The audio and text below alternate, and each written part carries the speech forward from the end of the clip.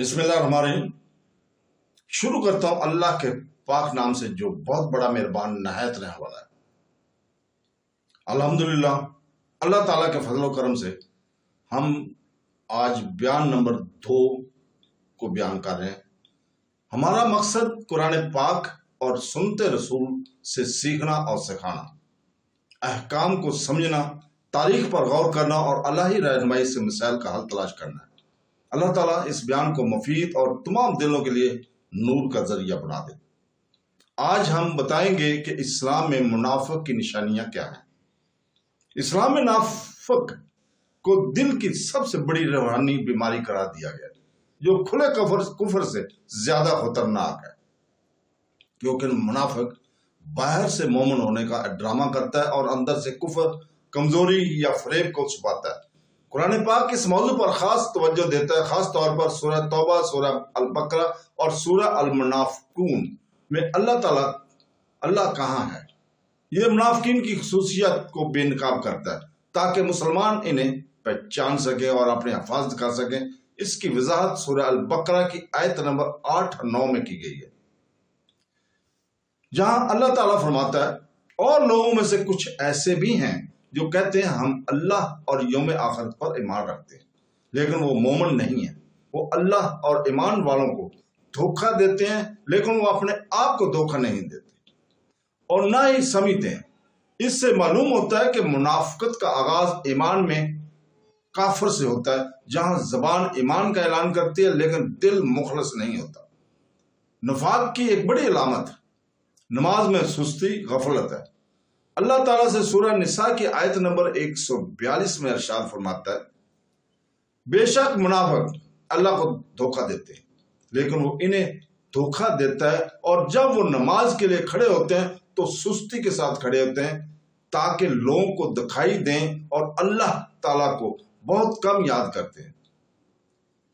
یہاں اللہ تعالیٰ واضح فرماتا ہے کہ منافق نماز محبت یا عقیدت سے نہیں بلکہ دکھاوے کے لیے پڑھتا ہے تاکہ وہ دوسروں کو دیکھے اور اللہ کو بہت کم یاد کرے۔ اسی طرح سورہ توبہ کی آیت نمبر 54 میں اللہ تعالیٰ واضح فرماتا ہے کہ ان کی صدقات بھی فاسد ہیں، اور ان کے صدقات کو قبول ہونے سے کوئی چیز نہیں روکتی سوائے اس کے کہ وہ اللہ اور اس کے رسول کے ساتھ کفر کرتے ہیں، اور یہ کہ وہ نماز کے لیے نہیں آتے مگر اس وجہ سے کہ وہ سست ہیں، اور یہ کہ جب وہ نہ چاہتے ہوں تو نماز نہیں پڑھتے۔ اس طرح منافق کی عبادت میں اخلاص کا فقدان ہے، جو اسے کھوکھلا اور باطل کر دیتا ہے۔ رسول پاک صلی اللہ علیہ وسلم نے نفاق کی واضح رویے کی نشانیاں بھی بیان فرمائی ہیں۔ صحیح بخاری حدیث نمبر 33 اور صحیح مسلم حدیث نمبر 59۔ رسول پاک صلی اللہ علیہ وسلم نے فرمایا، منافق کی 3 نشانیاں ہیں۔ جب وہ بات کرتا ہے تو جھوٹ بولتا ہے، جب وعدہ کرتا ہے تو خلاف ورزی کرتا ہے، اور جب اس کے پاس کوئی چیز رکھی جاتی ہے تو 4 کا اضافہ کہا جاتا ہے، چاہے وہ روزہ رکھے، چاہے پڑھے اور مسلمان ہونے کا دعویٰ کرے۔ ان حدیث سے ثابت ہوتا ہے کہ نفاق صرف ایمان کا نہیں، کردار کا بھی ہے۔ بے ایمانی، خیانت اور بدگمانی منافق کی خصوصیات ہیں۔ دوسری نشانی اللہ تعالیٰ کی راہ میں جہاد سے اجتناب ہے۔ منافقوں کو اکثر ایسے لوگوں کے طور پر بیان کیا جاتا ہے جو قربانی سے بچنے کا بہانہ بناتے ہیں، آرام اور دنیاوی فائدے کو ایمان پر ترجیح دیتے ہیں۔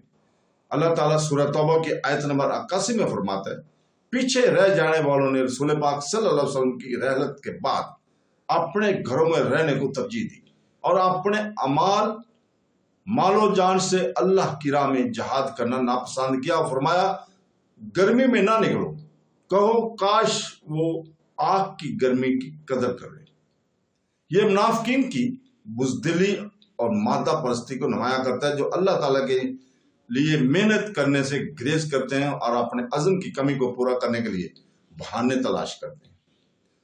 منافقت مذہب کی مسلسل تضییق اور زہر ہوتی ہے۔ اس کے ساتھ ہی اللہ تعالیٰ سورہ توبہ کی آیت نمبر 65 اور 66 میں فرماتا ہے، اور اگر تم ان سے پوچھو تو وہ ضرور کہیں گے کہ کیا ہم صرف باتیں اور کھیل رہے ہیں؟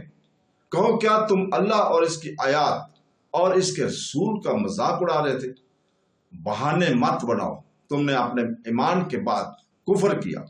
इससे मालूम होता है कि इस्लामी तालीमात का मजाक उड़ाना या इसकी तजलील करना बराह रास्त निफाक की अलामत है, क्योंकि जबान और दिल से मजाक उड़ाना अल्लाह ताला और इसके रसूल की तौहीन है।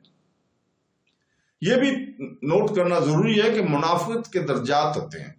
उलमा ने कहा है कि अकीदा में नफाक है जो इस्लाम से बाहर है, और अमल में नफाक आम मुनाफिकत है जो किसी को इस्लाम से खारिज नहीं करता बल्कि मुनाफिक की सफा से मुशाबत रखता है, जैसे झूठ बोलना, वादा खिलाफी करना।